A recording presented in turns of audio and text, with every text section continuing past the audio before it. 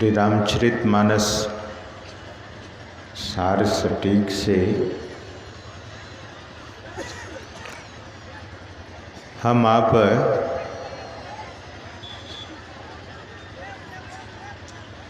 कागभुसुंडी जी महाराज और पक्षीराज गरुड़ जी के संवाद को सुन रहे थे।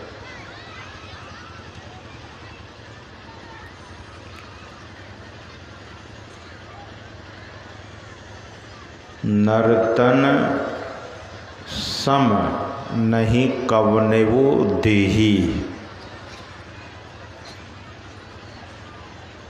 जीव चराचर जांचत जेहि।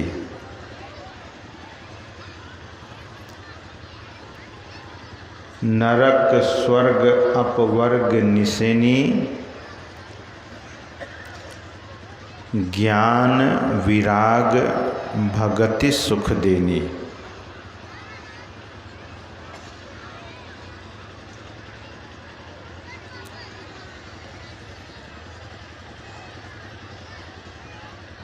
मनुष्य शरीर के समान दूसरा कोई भी शरीर नहीं है। ये कागभुसुंडी जी महाराज पक्षीराज गरुड़ से कह रहे हैं।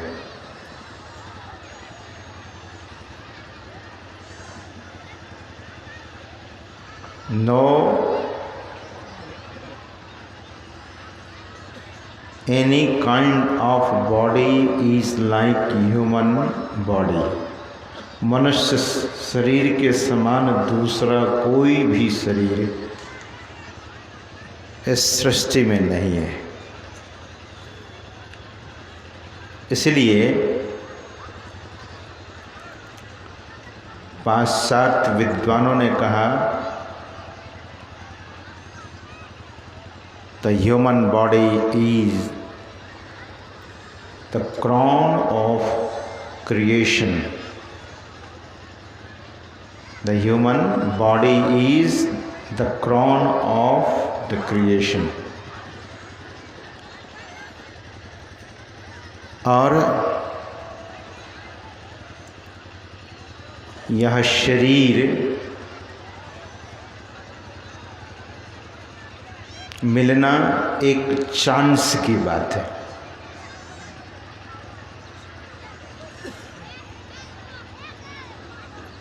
भगवान श्री राम कहते हैं कि कबहुक करी करुणा नर देही, देत ईश बिनु हेतु सनेही।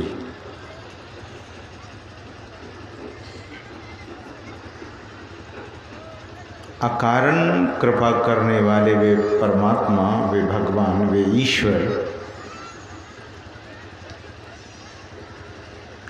यह मनुष्य देह देने की कृपा की है।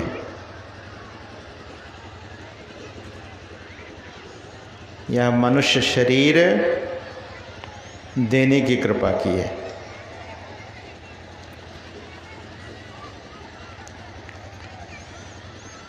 लेकिन लोग करते क्या क्या हैं?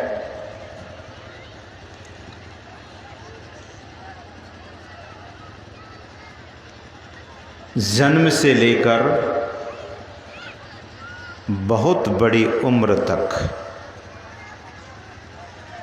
बाहर ही बाहर देखते हैं, बाहर की चीज़ों का संग्रह करते हैं,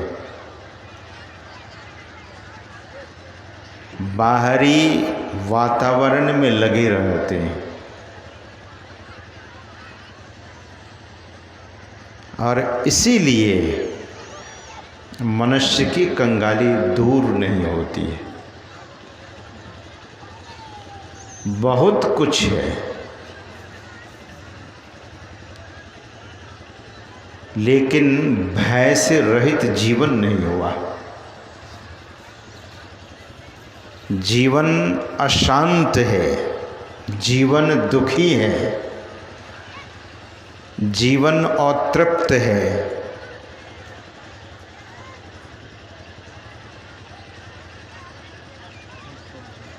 इसलिए महापुरुष कहते हैं कि जिन्होंने तृप्ति पा ली है, जिनको परम सुख की प्राप्ति हो गई है, जो संतुष्ट हो चुके हैं, ऐसे ही महापुरुषों के समीप जाने के लिए श्रुति भगवती कहती है कि उत्तिष्ठत जाग्रत प्राप्य वरान निबोधत। उठो, जागो, अज्ञान के निद्रा से जागो। जागने का मतलब अज्ञान की निद्रा।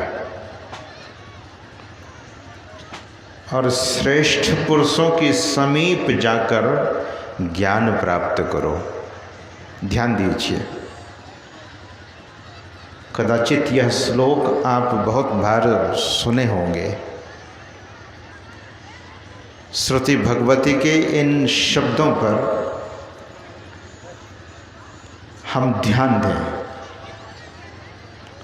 अज्ञान की निद्रा से जागो और श्रेष्ठ पुरुषों के समीप जाकर ज्ञान प्राप्त करो। दो बात,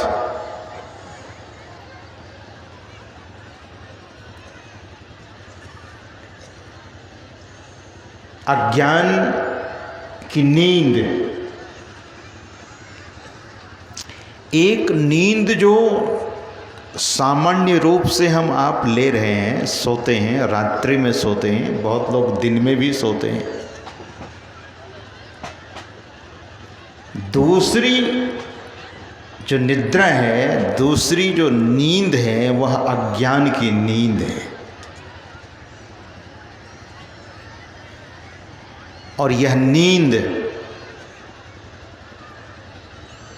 मनुष्य को कुछ देखने नहीं देती। जैसे जब व्यक्ति सो रहा होता है तो उसे कुछ भी दिखाई नहीं देता है,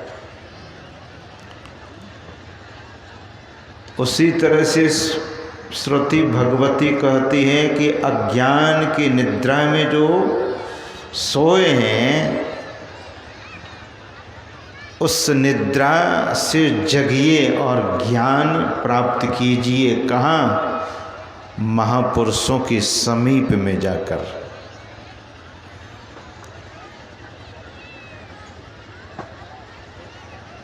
स्वामी विवेकानंद जी महाराज का नाम बच्चा बच्चा लोग जानते हैं, क्योंकि सिलेबस में पढ़ाया जाता है। स्वामी विवेकानंद के समय में भी बहुत लोग ग्रेजुएट थे। ध्यान से सुनेंगे, उस समय भी ग्रेजुएट थे। स्वामी विवेकानंद जी महाराज के भी और मित्र रहे होंगे, सहपाठी रहे होंगे, लेकिन सज्जनों, विवेकानंद के साथियों का नाम आज कोई नहीं जानता। और स्वामी विवेकानंद जी महाराज के गए लगभग 100 साल हो गए, तब भी लोग उसे जानते हैं और आने वाले समय में भी उन्हें जानेंगे। क्यों? क्योंकि स्वामी विवेकानंद जी महाराज अज्ञान की निद्रा से जग चुके और सच्ची सद्गुरु के पास ज्ञान प्राप्त कर लिया और स्वयं ज्ञान प्राप्त की और पूरे जगत को ज्ञान देने की कृपा की। स्वामी विवेकानंद जी महाराज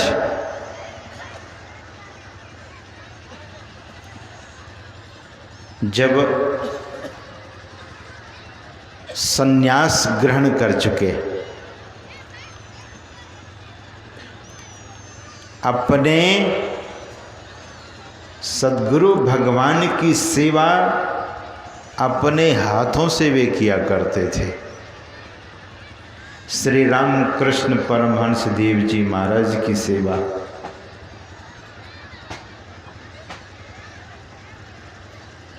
वैसे कहने के लिए बहुत सारी बातें हैं, लेकिन मेरा झुकाव, मेरी आस्था, मेरी निष्ठा सद्गुरु के चरणों में, इसीलिए हम भी उधर ही चले जाते हैं बोलते बोलते। तो स्वामी विवेकानंद जी महाराज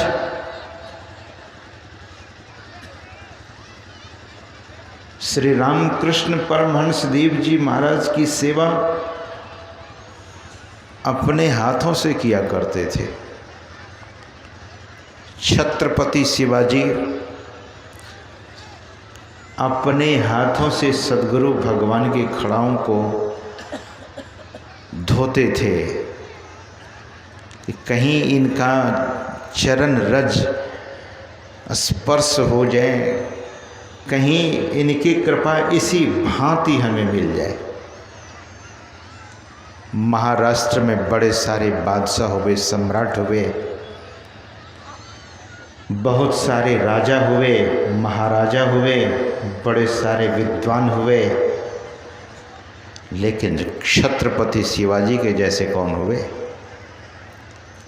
जिन पर गुरु की मेहर हो जाती है, जिन पर गुरु की कृपा हो जाती है, जिन पर उनकी नज़रें पड़ जाती हैं, तो वे निहाल हो जाते हैं। इसलिए उनको कहा गया गुरु दीन दयाला नजर निहाला। जिन पर सद्गुरु अपनी नज़र डाल देते हैं उनका जीवन तो निहाल हो जाता है, पारस की तरह कीमती हो जाता है, मणि के और हीरे की तरह बेशकीमती जीवन उनका हो जाता है। स्वामी विवेकानंद जी महाराज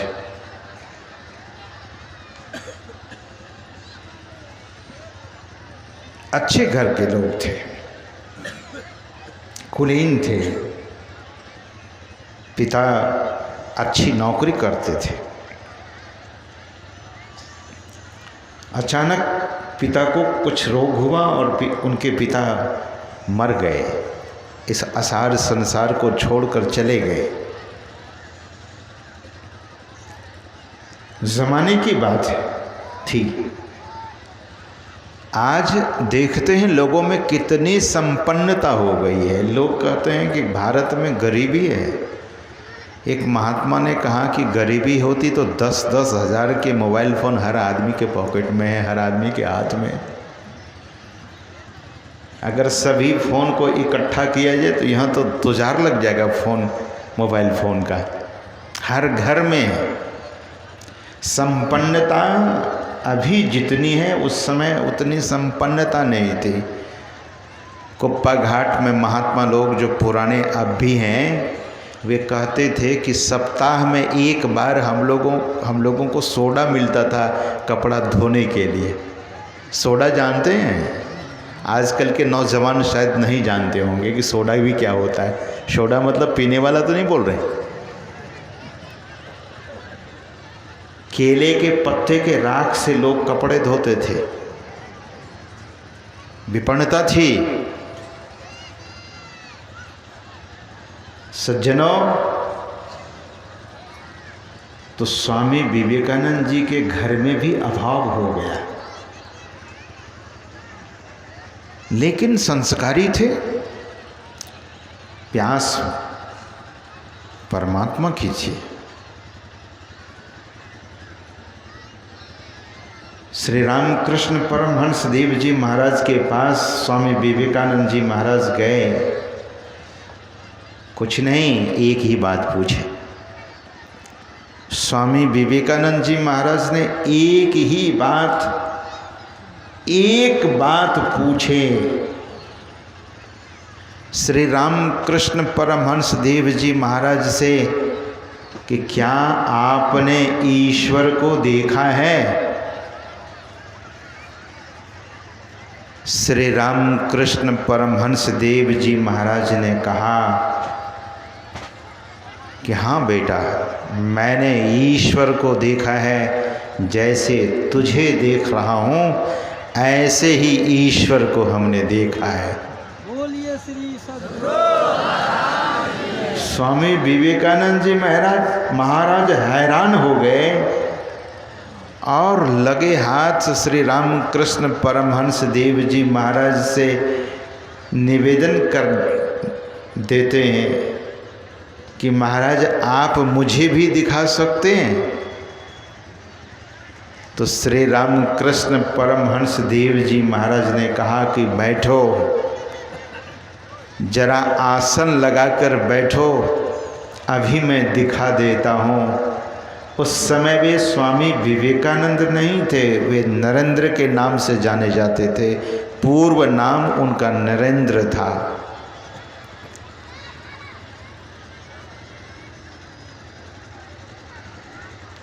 नरेंद्र यानी स्वामी विवेकानंद जी महाराज जब बैठे तो श्री रामकृष्ण परमहंस देव जी महाराज उनके माथे पर हाथ पधरा दिया, हाथ रख दिए।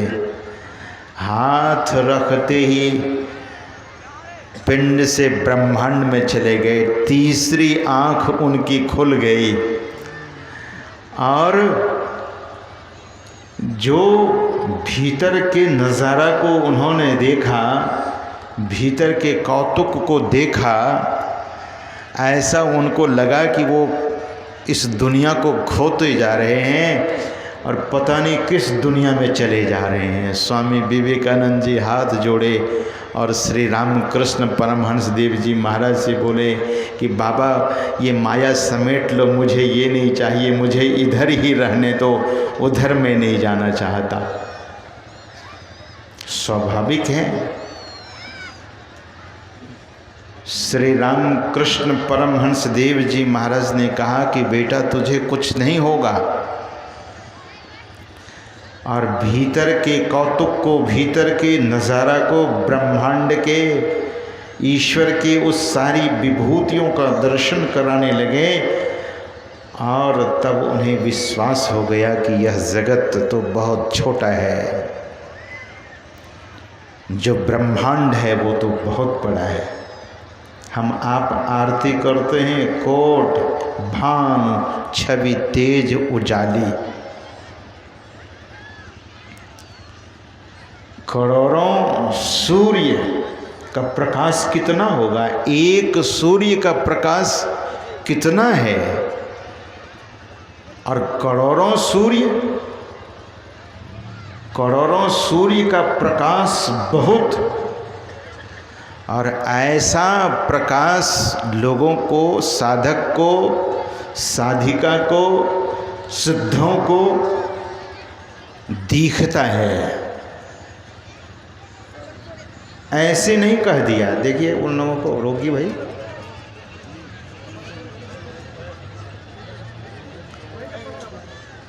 बोलिए श्री सद्गुरु महाराज की। मैं निवेदन कर रहा था, सत्संग में तो मैं भी बहुत सारी कथाओं को सुना दूंगा, बाहरी बातों को, निश्चय ही बाहरी बातों की भी चर्चा होती है, लेकिन जिससे परम कल्याण होगा, जिस चीज़ को देने के लिए संत सद्गुरु महाराज ने धरारा में अपने शरीर को पीला कर लिया, कुआं खोद कर, गुफा खोद कर धरारा में अभ्यास किया उन्होंने। वहाँ वे कोई कथा लोगों को नहीं सुनाते रहे, भीतर में बैठकर कुप्पा घाट के गुफा में 6 महीने तक लगातार उनकी गहन साधना हुई। उन्होंने गहन साधना की, घोर गहन साधना में वे लीन रहे, तल्लीन रहे। नादानुसंधान का सतत अभ्यास उन्होंने किया। तब उन्होंने लिखने की कृपा की। उनकी अमृतमय वाणी है कि समझा में ही लखा नमूना, बात है सतहित की। बात सत्य है और हित की बात है।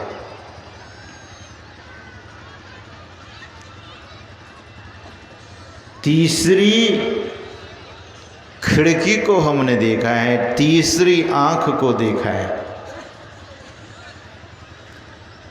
लिखते हैं वे कि सूरती दरस करन को जाती, तकती तीसरे तिल खिड़की। और यह अध्यात्म परक बातें दरअसल में सुनने मात्र से मनुष्य को महापुण्य की प्राप्ति होती है। सुनने मात्र से प्रमाण है संतवाणी। गुरु नानक देव जी महाराज कहते हैं कि सुनते उधर ही, सुनने से उद्धार हो जाता है। गावते उधर ही, सुनते उधर ही, बिन सही पाप घनेरे। वाणी ऐसे है, वाणी अमृत वाणी। संतों की जो वाणी है वह अमृत वाणी है, जिससे हम आपका उद्धार होगा। तो भगवान श्री राम और काकभूषुंडी जी क्या कहते हैं कि नर तन सम नहीं कवने वो देही। आश्चर्य है, मनुष्य की जो खोपड़ी है, मनुष्य का जो सिर है, इसमें पूरा ब्रह्मांड समाया हुआ है। The whole cosmos is there in your head. मनुष्य का यश जो मस्तक है, इसमें पूरा का पूरा ब्रह्मांड समाया हुआ है।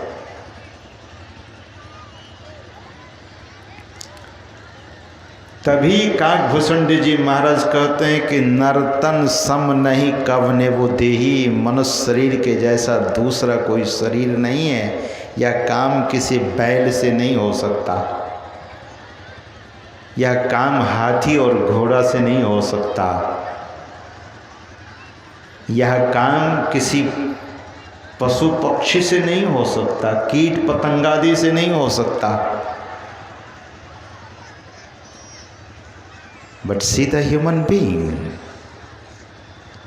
समय भी नहीं लगता है।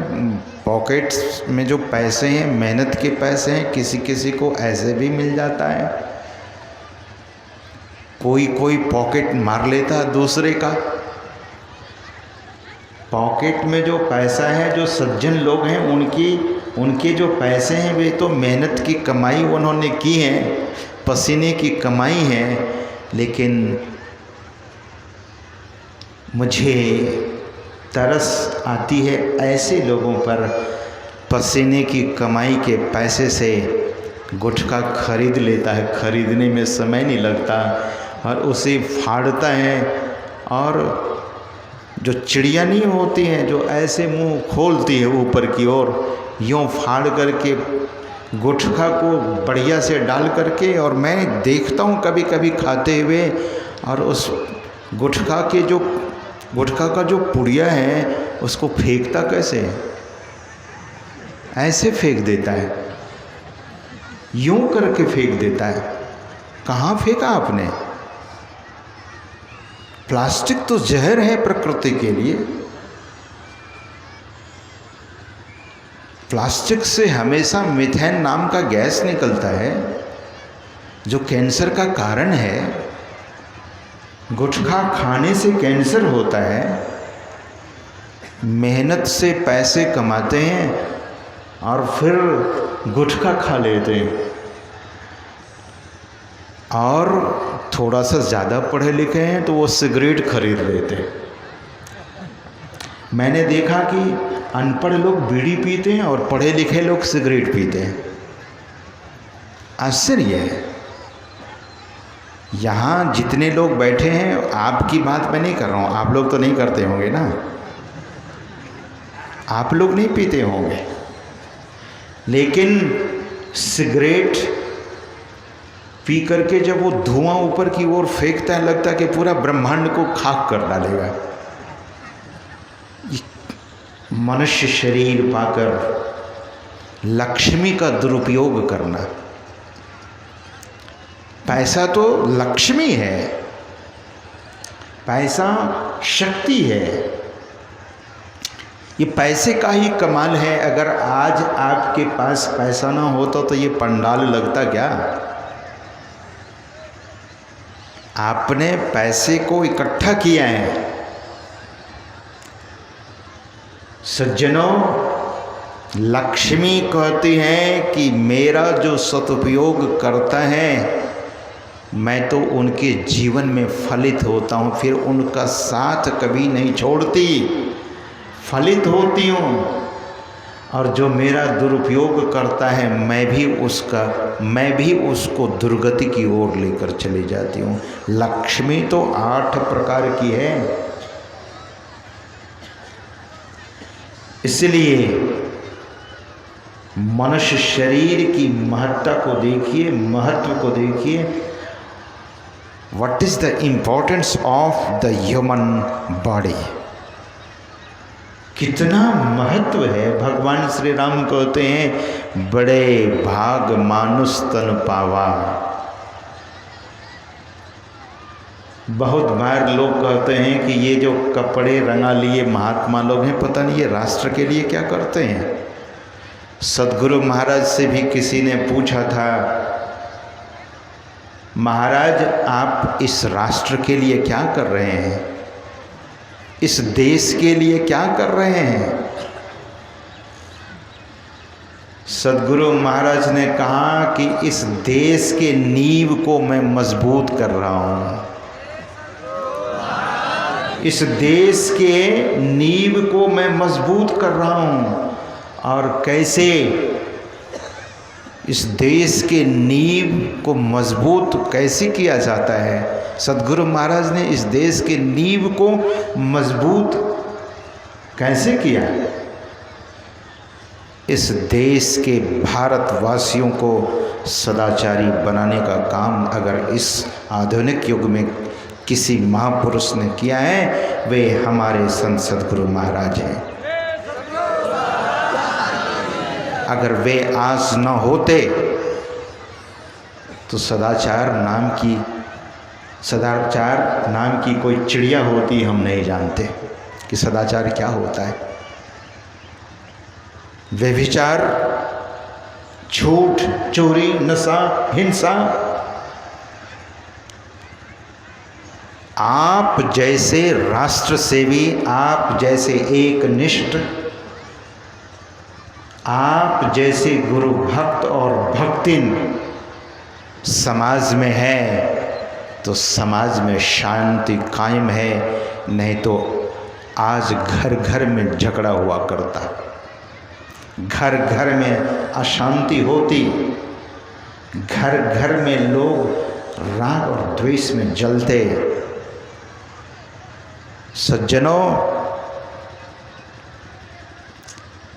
घर में एक दीपक हो जाए, घर में एक दीपक आप जला देते हैं तो घर के पूरे अंधेरा को दूर कर देता है। उसी तरह से इस देश में, इस दुनिया में जब कोई संत होते हैं तो दुनिया के लोगों का अज्ञान और मोह को दूर कर देते हैं। ऐसे संत महापुरुष इस जगत में आते हैं। संत पथिक जी महाराज ने कहने की कृपा की, उनकी वाणी में है, यदि आज सद्गुरु का अवतार न होता तो सत्यधरा धाम का विस्तार न होता। तो ऐसे महापुरुष इस संसार में आते हैं और हम आपको इसकी जानकारी देते हैं। किसकी? सदाचार की, शिष्टाचार की, सुच्याचार की, और किसकी? सत्संग और ध्यान की। सत्संग और ध्यान के सूत्र को कौन बताते? अगर संत महापुरुष ना होते, और उन्हीं के इस मंच पर जो महात्मा तो थोड़े हैं, लेकिन जो भी महात्मा हैं, मैं इन महात्माओं में बहुत श्रद्धा रखता हूँ। ये महात्मा लोग, ये जो सज्जन लोग हैं, ये उन्हीं के संतान हैं। हमारे यहाँ ऐसे बड़े सारे संत महापुरुष हैं जो समाज को सुधारने के लिए, समाज को सुंदर उपदेश देने के लिए, समाज को ऊंचा उपदेश देने के लिए सतत प्रयासरत हैं। तो मैं निवेदन कर रहा था स्वामी विवेकानंद जी महाराज के संबंध में। घर की स्थिति बिगड़ गई पिता के मर जाने के बाद। श्री रामकृष्ण परमहंस देव जी महाराज से जब वे प्रभावित हो गए, उनके शिष्यत्व ग्रहण कर चुके, तो घर में तो अभाव है, अन्न का अभाव हो गया। स्वामी जी महाराज 2-2, 3-3 दिनों तक भूखे रहने लगे। ऐसी स्थिति उनकी हो गई। सोचने लगे कि मैं श्री रामकृष्ण परमहंस देव जी महाराज से कहूँगा कि आप प्रार्थना कर दीजिए। श्री रामकृष्ण परमहंस देव जी महाराज के पास जब वे जाते थे, तो वे तो संत थे, संत तो मन की बात पढ़ लेते हैं। श्री रामकृष्ण परमहंस देव जी महाराज ने कहा कि नरेंद्र, तुम अभावग्रस्त हो तो जाओ काली माता से कुछ मांग लो। और स्वामी विवेकानंद जी महाराज जब वहाँ जाते थे काली माता के पास, तो वहाँ सांसारिक बातों को नहीं मांगते थे, भक्ति और ज्ञान को मांगने लगते थे। संसार में जीवन में जो अभाव हुआ था, उसे मांगने से वे भूल जाते थे। सज्जनों, मनुष्य जीवन को दरअसल में वही समझ सकते हैं जिन्होंने सब कुछ समर्पण कर दिया। स्वामी विवेकानंद जी महाराज अपने गुरु के प्रति समस्त जीवन को समर्पित कर दिया, तो आज वे तो मुक्त हुए ही, और उनकी कीर्ति अक्षय कीर्ति के रूप में हो गई। अक्षय कीर्ति उनकी बढ़ती ही जा रही है। तो हम ये नहीं कहते हैं कि आप भी ऐसे ही कीर्ति के लिए कुछ करें, नहीं। कीर्ति तो ये ऐसी ही बात है, जैसे हमने सुना है बच्चे में जब हम लोग जाते थे बाज़ार में, और ख़ास करके हाट में, तो लोग फल खरीदते हैं, सब्ज़ी खरीदते हैं, और जब खरीदने, अब तो पता नहीं वैसी परंपरा है या नहीं है, जब लोग खरीद लेते हैं तो उसके पैसे देते हैं, तो बाद में दुकानदार से कहते हैं कि थोड़ा सा फाव दे दीजिए। फाव, जिसका कोई पैसा नहीं होता है। ये कीर्ति क्या है? ये फाव है, जिस मार्ग में हम आप चलेंगे। तो कीर्ति तो अपने आप हो जाती है, कीर्तिमान आप अपने आप हो जाएंगे, उसमें कोई परिश्रम की ज़रूरत नहीं है। करना क्या है? वही संत महापुरुष कहते हैं कि मनुष्य शरीर पाकर के क्या करना चाहिए। सद्गुरु महाराज कहते हैं कि देह के दोनों पहलू को देख लीजिए, शरीर के दोनों पहलुओं को देखिए। सद्गुरु महाराज अपनी वाणी में कहते हैं कि नर्तन दुर्लभ फिर नहीं पावे। यह दुर्लभ शरीर है, ये पुनः मिलने वाला नहीं है। और सद्गुरु महाराज सावधान करते हैं कि क्षण क्षण पल पल समय सिरावे, क्षण क्षण पल पल समय बीतता जा रहा है, आयु घटती जा रही है और समय बीतता चला जा रहा है और पुनः यह शरीर नहीं मिलेगा। शरीर की नश्वरता को महापुरुष दिखाते हैं। शरीर नश्वर है, शरीर विनश जाने वाला है। इसकी नश्वरता को महापुरुष दिखाते हैं कि यह विनसेगा, लेकिन विनसने के पहले, नष्ट होने के पहले, हाथ से खो देने के पहले हम आपको क्या कर लेना चाहिए। सद्गुरु महाराज एक स्थल पर कहते हैं कि दृढ़ प्रतीत प्रीत कर गुरु से अकर सत्संग सवेरे। प्रतीत और प्रीत ध्यान से सुनेंगे। कहाँ प्रतीत और कहाँ प्रीत, विश्वास कहाँ होना चाहिए, विश्वास कहाँ करना चाहिए और प्रेम कहाँ करना चाहिए। प्रीत कर गुरु से, संत सद्गुरु भगवान से प्रीत करना चाहिए। और सज्जनों, मैं तो निवेदन करूँगा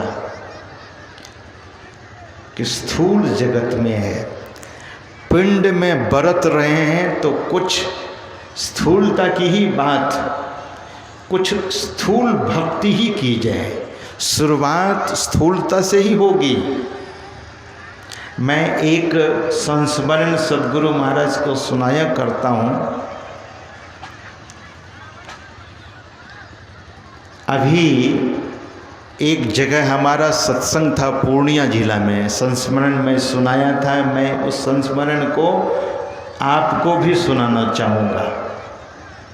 सद्गुरु महाराज के एक शिष्य थे जो डॉक्टर थे, डॉक्टर कपूर साहब के नाम से वे विख्यात थे। मायागंज में वे रहा करते थे। यह मन दरअसल में लगता नहीं है उस तरह से। ध्यान में बैठे और ध्यान में मन लग गया, ये तो परम संस्कार की बात होगी, लेकिन ध्यान में मन लगे कुछ स्थूल बातें भी। कपूर साहब सद्गुरु महाराज के चरणों में प्रतिदिन 2 पुष्प अपने बगीचा से तोड़कर चढ़ाया करते थे। प्रतिदिन उनका नियम था कि सद्गुरु महाराज का वे दर्शन करने कुप्पा घाट आश्रम जाते थे। और जब गुरु महाराज आश्रम में नहीं रहते थे सशरीर, तो उनके विग्रह पर 2 पुष्प चढ़ा आते थे, प्रणाम कर आते थे। और सज्जनों, यह जो स्थूल चीज है, पुष्प तो बहुत बड़ी बात नहीं है, लेकिन श्रद्धावान लोगों के लिए बहुत बड़ी बात है। डॉक्टर कपूर निष्ठा से ध्यान करते थे, स्तुति प्रार्थना करते थे। एक दिन उनके साले साहब आ गए। उस समय कपूर साहब, डॉक्टर कपूर साहब ध्यान कर रहे थे। तो अतिथि जब आपके घर में जाते हैं तो स्वाभाविक ही उनकी कामना रहती है कि आप उनसे मिलें, सुंदर व्यवहार करें, हंसकर मुस्कुराकर उनसे मिलें। ऐसी भावना रहती है अतिथियों की। लेकिन डॉक्टर साहब तो आंख बंद करके ध्यान कर रहे थे। उनको क्या पता, ध्यान से जब वे उठे तब तक उनके साला साहब बैठे रहे, उनकी पत्नी भी भीतर में थी। उनको कोई देखा नहीं तो वे बड़े अपमानित महसूस किए, अनुभव किए, अपमानित में अनुभव हुआ, अपमान अनुभव करने लगे वे। सज्जनों, ध्यान के बाद कपूर साहब स्तुति प्रार्थना करने लगे। स्तुति प्रार्थना, भजन और आरती के बाद गुरु महाराज को प्रणाम करके तब साला साहब के तरफ जब अभिमुख हुए, मुड़े, तो प्रणाम, दोनों हाथों से प्रणाम किया। साला साहब भी उनके हाथ जोड़े, लेकिन झल्लाते हुए बोले कि पता नहीं आपने सीख क्या लिया है, ये क्या कर रहे थे आप, क्या सीखा है आपने, आप तो बहुत अव्यावहारिक हो गए। और डॉक्टर साहब आप तो एजुकेटेड आदमी हैं, शिक्षित हैं, अच्छी शिक्षा हुई है आपकी, आप अच्छे परिवेश में रहे हैं, लेकिन आप पता नहीं इस मनुष्य की पूजा करते हैं, इससे आपको क्या मिलेगा। मनुष्य की पूजा करते हैं। गुरु महाराज की ओर गुरु महाराज के विग्रह के ओर संकेत करते हुए डॉक्टर कपूर के साले साहब ने ऐसा कहा। तो डॉक्टर कपूर ने कहा कि जो बात आपने कह दी सो कह दी, नहीं तो उसे वापस लीजिए, और इसके आगे कोई दूसरा शब्द मैं सुनना पसंद नहीं करूँगा।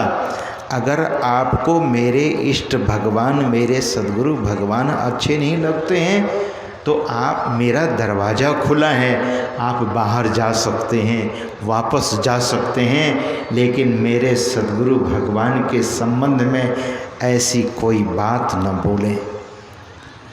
वे डॉक्टर कपूर के साला तो सकपका गए, फिर सोचने लगे गंभीरता से कि इनकी श्रद्धा तो बहुत अगाध है, इनको ठेस लग गई है।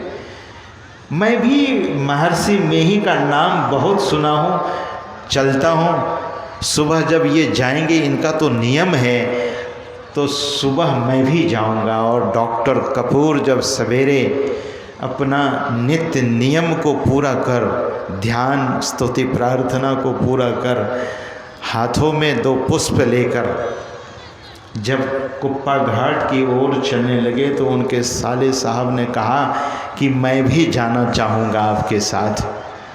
तो डॉक्टर कपूर ने कहा कि ये तो आपका भाग्य जगने की बात है, अगर आप चलेंगे और संत सद्गुरु भगवान का दर्शन करेंगे, ये तो आपका सौभाग्य जगेगा, ये तो अच्छी बात है।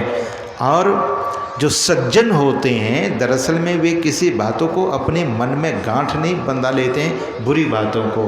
ठीक है, रात में जो बात कही सुनी गई उसको भूल गए और साला साहब को लेकर कुप्पा घाट आश्रम गए। और कुप्पा घाट आश्रम जैसे ही पहुँचे, गुरु महाराज के चरण में डॉक्टर कपूर साहब उपस्थित हुए। पीछे उनके साला साहब खड़े थे। कपूर साहब ने दोनों पुष्प को, दोनों फूल को गुरु महाराज के बाएं दाहिने चरण में अर्पित करके जैसे प्रणाम किए, माथा रख करके, तो गुरु महाराज ने कहने की कृपा की कि डॉक्टर साहब आप मनुष्य की पूजा करते हैं, इससे क्या फायदा होगा, आप तो मनुष्य की पूजा करते हैं। संत तो जवाब दे देते हैं। साला जो उनके पीछे खड़े थे पानी पानी हो गए कि मैं तो वहाँ बोला था, इनको कौन बता गया, ये कैसे जान गए। सज्जनों, संत अंतर्यामी होते हैं। सुना, कपूर साहब का जीवन बहुत समृद्ध, सुखद और साधना में रहा।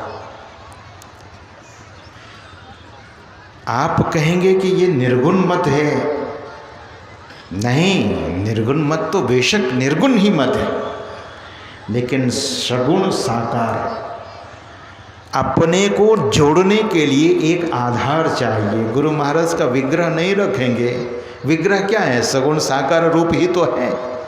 अगर नहीं रखेंगे और जब रखते हैं तो उन पर 2 पुष्प क्यों नहीं चढ़ाएंगे, उनको धूप क्यों नहीं दिखाएंगे। इस बहाने आपके घर का वातावरण पवित्र हो जाएगा। घी का अगर दीपक जला लिया आपने, आप कहेंगे महाराज आप हरिद्वारी महात्मा, पता नहीं ये कुछ ऐसी पूजा वूजा की बात तो नहीं करने लगे, ऐसे में लोग ध्यान क्या करेंगे। नहीं, जलाइए, अगर घी का दीप हो, नहीं तो तिल का तेल हो, अग्नि प्रज्वलित कीजिए, बुझा दीजिए उसे, बेशक धूप जलाइए, गुगुल जलाइए, अगरबत्ती नहीं। अगरबत्ती जला देंगे तो सिगरेट पी करके धुआं कर दीजिए, अगरबत्ती जला करके धुआं कर दीजिए, एक ही बात, दोनों बातें बराबर है। क्योंकि खतरनाक केमिकल्स है उसमें। इसलिए महापुरुष कहते हैं कि बिल्कुल नेचुरल, जब आप अपने घर में गुगुल जलाते हैं तो घर में जो विषाणु बैक्टीरियाज हैं वो खत्म हो जाता है। इसीलिए तो ये बहुत सारा वायरस आ रहा है, और चाइना ने तो ऐसा किया कि ऐसा वायरस भेजा कि पूरी दुनिया ही तबाह कर दिया। लेकिन आपको पता है, जहाँ ज़्यादा हवन हुआ है वहाँ कोरोना वायरस नहीं के बराबर गया है। मतलब उन बातों को छोड़ दीजिए, लेकिन घर की शुद्धि, घर में झाड़ू नहीं लगाएंगे। आप कहेंगे ये तो सगुन वाली बात है, क्यों घर की सफाई नहीं होगी? क्या आश्रम में कुप्पा घाट में झाड़ू नहीं लगाया जाता था, पोछा नहीं लगाया जाता था? क्या फिनाइल ऑयल से फर्श को साफ नहीं किया जाता था? सज्जनों, पवित्रता तो देवत्व के निकट ले जाता है, इसलिए पवित्रता चाहिए। पवित्र, अगर जीवन पवित्र नहीं है, खान पान अपवित्र है, रहन सहन अपवित्र है, तो उससे साधना कैसे होगी? महापुरुष कहते हैं कि आहार शुद्धि सत्व शुद्धि ही। आहार की शुद्धि नहीं होगी तो सत्व की शुद्धि नहीं होगी। सत्व शुद्धि, अंतःकरण शुद्धि, फिर अंतःकरण की शुद्धि नहीं होगी। इसलिए महापुरुषों ने आहार और विहार पर जोर दिया है। घर में झाड़ू लगाना, घर में पोछा लगाना, आपका कपड़ा स्वच्छ और पवित्र होना, तब साधना की परिकल्पना की जा सकती है। जिस व्यक्ति के जीवन में पवित्रता नहीं है, जिस व्यक्ति के जीवन में सफाई नहीं है, जिस व्यक्ति के जीवन में शुद्धता नहीं है, तो साधना की कल्पना वो करना छोड़ दे। ध्यान ऐसे नहीं होता।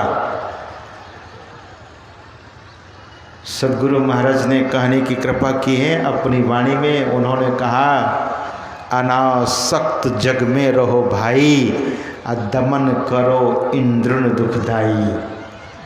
काम क्रोध मद मोह को त्यागो, ये सूक्ष्म अपवित्रता है। ये काम क्या है? ये क्रोध क्या है? आपने काम को देखा है? काम विजिबल नहीं है, काम दृश्य नहीं होता, लेकिन काम व्यक्ति के अंदर में होता है। क्रोध का कोई रूप है? जब मनुष्य के ऊपर क्रोध छा जाता है, तब मनुष्य का चेहरा विकृत हो जाता है, भयावह हो जाता है। तब लोगों को लगता है कि इनको क्रोध हो गया। लोग कहता है कि बहुत क्रोध में है, लोग क्रोध से कांपने लगते हैं। क्रोध दिखता नहीं है, लेकिन जब क्रोध मनुष्य के अंदर ही उपस्थित होता है, प्रकट होता है, तो तब भी कोई रूप नहीं, वो चेहरे का रूप बदलता है। सज्जनों, इसी तरह से लोभ है, मोह है, मद है, मत्सर्य है, ये सब जो विकार हैं, यह तो सूक्ष्म रूप में है, ये प्रकट होता है। लेकिन बाह्य जो अपवित्रता है, सद्गुरु महाराज कहते हैं, काम क्रोध मद मोह को त्यागो, तृष्णा तजी गुरु भक्ति में लागो, मन कर सकल कपट अभिमाना, राग द्वेष अवगुण विधि नाना। ये राग द्वेष ये क्या है? अवगुण है, नाना विधि से।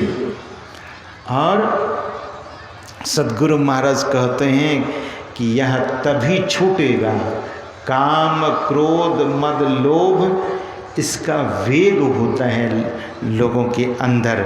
इसलिए हम आप प्रार्थना अभी कर रहे थे, काम क्रोध मद लोभ के नहीं वेग सतावे।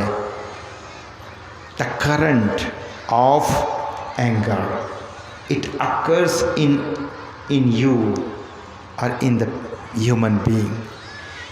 क्रोध पशु में भी होता है, पक्षी में भी होता है। इसलिए पक्षी लड़ती है, पशु लड़ता है, मनुष्य लड़ता है क्रोध के कारण, काम के कारण, अहंकार के कारण।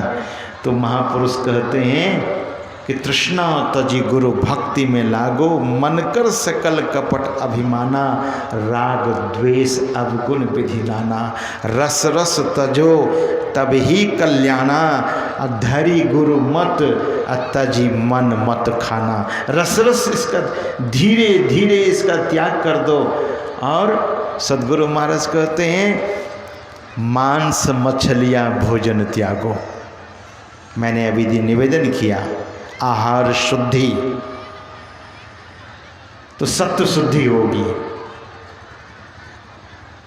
तो महापुरुष कहते हैं कि मांस मछलियाँ भोजन त्यागो। शरीर तो बड़ा सुंदर है, इतना सुंदर शरीर, लेकिन खाते क्या है? ध्यान से सुनिएगा। पाखाना को लोग होटल में बैठ कर खाए कि घर में खाए? पाखाना ही तो होगा। ध्यान से सुनेंगे।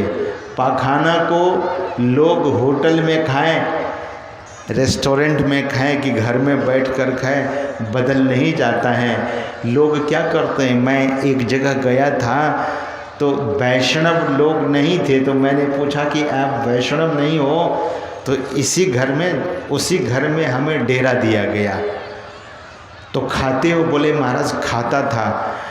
तो अब खाएंगे? बोले कि अभी तो कह नहीं सकता मैं खाऊंगा कि नहीं खाऊंगा। तो मैंने पूछा कि इसी घर में बनाते थे मांस मछली अंडा?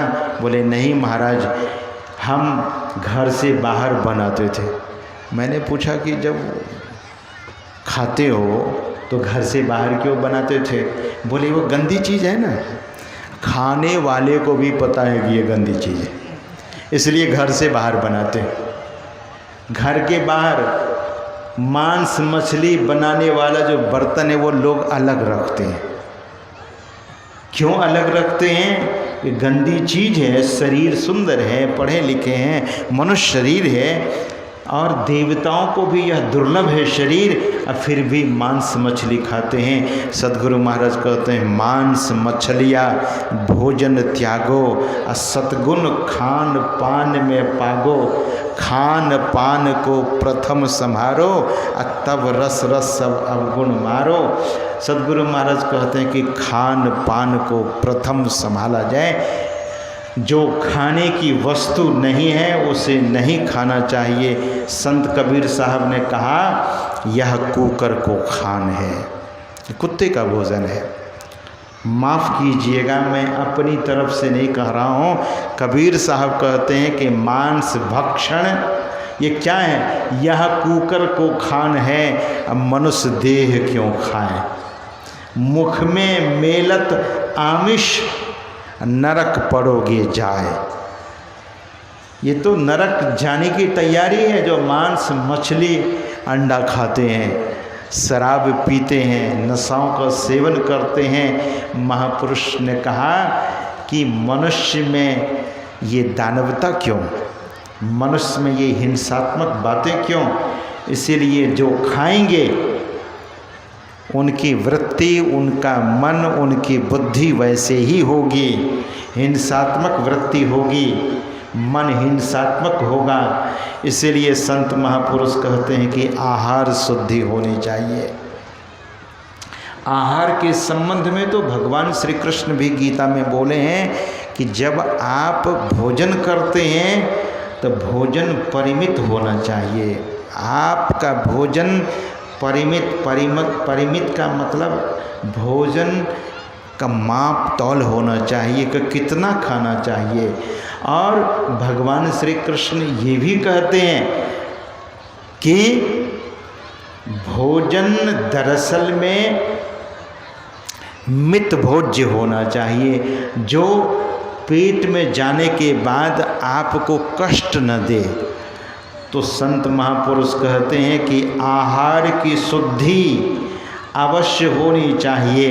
ये महापुरुषों का आवाहन है कि इन अखाद्य पदार्थ को छोड़ देना चाहिए और जो खाद्य पदार्थ है उसे ही ग्रहण करना चाहिए, उसे ही स्वीकार करना चाहिए। आजकल इस देश में ऐसी बातें हो गई हैं। पहले तो मिड डे मील चल रहा था, तो बहुत जो अच्छे शिक्षक हैं, समझदार शिक्षक हैं, वे लोग तो मांस मछली अंडा नहीं चलाते, लेकिन बहुत सारे विद्यालयों में बहुत घर के बच्चे जो वैष्णव हैं, बचपन से अंडा नहीं खाया, बचपन से मछली नहीं खाया, बचपन से मांस नहीं खाया, लेकिन उस बच्चे का क्या दोष है जब उनकी वैसी संगति होती है। स्कूल में वह बच्चा जाता है और बच्चे को खाते हुए देखता है, तो वह शाकाहारी बच्चा भी मांस मछली अंडा खाना शुरू कर देता है।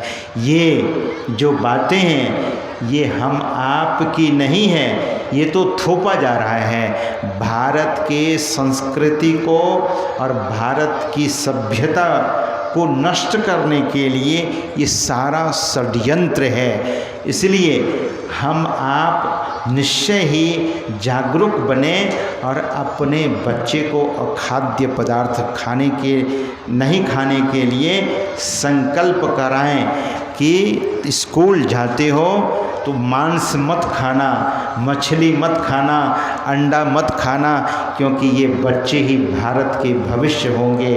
नहीं तो खान पान जिस देश का बिगड़ा हुआ है, खान पान जिस समाज का बिगड़ा हुआ है, तो उस देश में फिर शांति नहीं, उस देश में सुकून नहीं और उस देश में स्थिरता नहीं।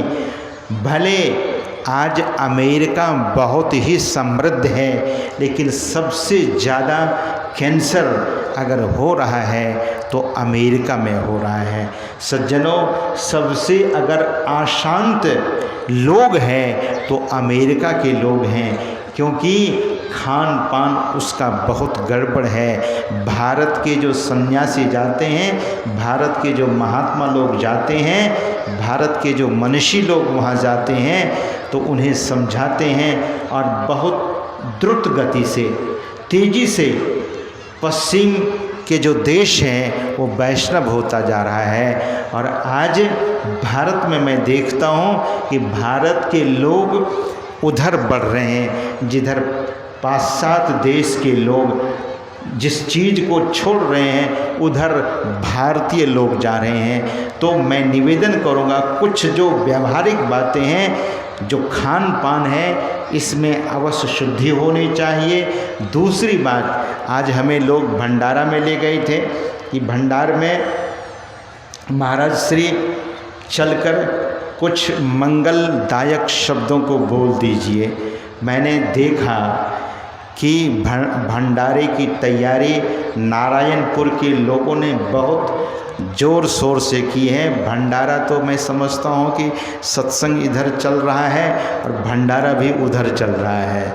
इधर ज्ञान का भंडारा और उधर अन्न का भंडारा चल रहा है। अच्छी बात है, भंडारा खाएं और खिलाएं, लेकिन उपयोग जो कर रहे हैं थर्मोकोल पेपर का, जो प्रकृति के लिए विषाक्त है, प्रकृति के लिए, वातावरण के लिए बहुत विषाक्त है, अगर उसका उपयोग न करें तो ज़्यादा अच्छा होगा। पतरी मिलती है, पत्ते का भी, हालांकि शायद वो महंगा है, या पेपर प्लेट्स मिलता है, उसी में अगर भोजन कराएं लोगों को तो बड़ा अच्छा होगा। हम आप प्रकृति का अवश्य ध्यान रखें। और आज के सत्संग में मैं अवश्य एक बात निवेदन करना चाहूँगा, वह यह है कि अपने घरों में प्लास्टिक कम से कम उपयोग करें। जहाँ सत्संग होता है वहाँ प्रसाद वगैरह की विक्रियाँ होती हैं, दुकानदार भाई लोग दुकान लगाते हैं, और जब यहाँ सत्संग समाप्त होगा तो बहुत सारा प्लास्टिक बिखरा हुआ मिलेगा। जो प्रकृति के लिए अच्छा नहीं है, वातावरण के लिए अच्छा नहीं है। सत्संग केवल ज्योतिर्ध्यान और नाद ध्यान की ही, सत्संग में केवल ज्योतिर्ध्यान और नाद ध्यान की ही चर्चा नहीं होती है, ज्ञान ध्यान की ही बातें नहीं होती हैं, कुछ व्यवहारिक बातें भी हैं। जो राष्ट्र, यह देश हमारा है, यह राष्ट्र हमारा है, इसे स्वच्छ रखना हमारा काम है और पवित्र रखना हमारा काम है। तो घरों में भी प्लास्टिक का उपयोग कितना कम कर सकते हैं उतना कम कीजिए। प्लास्टिक को बाय बाय कीजिए, प्लास्टिक को विदा कर कीजिए। प्लास्टिक प्रकृति के लिए, वातावरण के लिए बहुत खतरनाक साबित होती जा रही है और इससे लोगों को कैंसर बहुत ज़्यादा होते जा रहा है। और खान पान में गुटखा इत्यादि जो है उसे नहीं खाएं। और चलते चलते इस पाली के सत्संग की परिसमाप्ति में मैं यह कहना चाहूँगा, यह सत्संग कल तक है, लेकिन इस पाली का अभी तक जो यह सत्संग है उसमें यह कि बेशक हमारे बारे में आपको मंच संचालक महोदय और हमारे श्रद्धेय स्वामी बोधानंद जी महाराज और अन्य हमारे मंत्री बाबा जो सदानंद बाबा हैं, जो अररिया जिला के मंत्री, प्रचार मंत्री हैं, और ये बड़े ही सरल महात्मा हैं। इन लोगों ने मेरे संबंध में आपको कहा कि हरिद्वार से चलकर स्वामी जी यहाँ आए हैं, निश्चय ही मेरा रहना हरिद्वार में होता है। गुरु महाराज का जो व्यापक क्षेत्र है, जब जहाँ विदेशों में जाना होता है और भारत के बड़े बड़े शहरों में और भारत के छोटे बड़े गांव में भी चलकर गुरु महाराज के ज्ञान का प्रचार किया जाता है। तो मैं गुरु महाराज की महती कृपा से यहाँ जो मैं समझता हूँ कि ये रानीगंज प्रखंड है, ये रानीगंज प्रखंड है और रानीगंज प्रखंड में ही रानीगंज से दक्षिण 4 किलोमीटर दक्षिण बड़हरा गांव है, जो कुर्सेला और फारबिसगंज स्टेट हाईवे है। उसी हाईवे के सटे एक सत्संग आश्रम का निर्माण, और वह सत्संग आश्रम जो गुरु महाराज ध्यान और सत्संग की क्रांति हम लोगों को देने की कृपा की है, उन्होंने ध्यान का सूत्र बताने की कृपा की है। तो उनके नाम से एक ध्यान मंदिर का निर्माण हुआ है, उसका लोकार्पण, उसका उद्घाटन इसी वर्ष नवंबर माह में होने जा रहा है। वह आश्रम निश्चय ही इस क्षेत्र के लिए अद्वितीय होगा और गुरु महाराज के नाम से बहुत सत्संग मंदिर बना है, बहुत आश्रम का निर्माण हुआ है, लेकिन उनके नाम से ध्यान मंदिर नहीं बना था। तो उन्हीं के नाम से ध्यान मंदिर का निर्माण किया गया है और ध्यान मंदिर का नाम है महर्षि में ही ध्यान मंदिर, जो अष्टकोणीय है। साइंटिफिक तरीके से उनको बनाया गया है, जिसमें साधक बैठेंगे तो ध्यान में उनका मन स्वतः ही सिमटेगा, एकाग्र होगा, ध्यान में उनकी उन्नति होगी। गुरु महाराज का वह धरोहर है, उसका लोकार्पण इसी साल 2021 में संकल्प हम लोगों ने लिया था कि 2021 में इस आश्रम का उद्घाटन होगा। तो उस आश्रम में आप सहयोग अवश्य करेंगे और उस आश्रम में जाकर जब कार्यक्रम होगा और यहाँ पर उस आश्रम के लिए एक दान पेटी जो धर्म कोष के नाम से, हरिद्वार के नाम से रखा गया है, जिन श्रद्धालुओं को, जिन सज्जनों को आप सहयोग करना होगा, आप कल तक सहयोग कर सकते हैं। तो दान पेटी में अपना राशि देकर और अपने जीवन को धन्य करेंगे, सफल करेंगे, अपने धन की शुद्धि और वृद्धि करेंगे। धन की शुद्धि दान करने से, मन की शुद्धि ध्यान करने से और शरीर की शुद्धि स्नान करने से। तो आप फिर 2021 के बाद हम कभी आपसे ये नहीं कहेंगे कि हमें सहयोग चाहिए आपका, लेकिन आपके ही प्रखंड में एक अद्वितीय आश्रम जो गुरु महाराज के नाम से, और वह ध्यान भी अद्वितीय ध्यान मंदिर बना है, और उसको पूरा करने के लिए और उस कार्यक्रम को भी सफल करने के लिए आपका सहयोग अपेक्षित है। तो आप लोगों से यही निवेदन है कि आप सहयोग करेंगे। समय अधिक हुआ है। तो मैं अपनी वाणी को यहीं पर विराम देना चाहूँगा। इन्हीं शब्दों के साथ एक बार प्रेम से बोलिए श्री सद्गुरु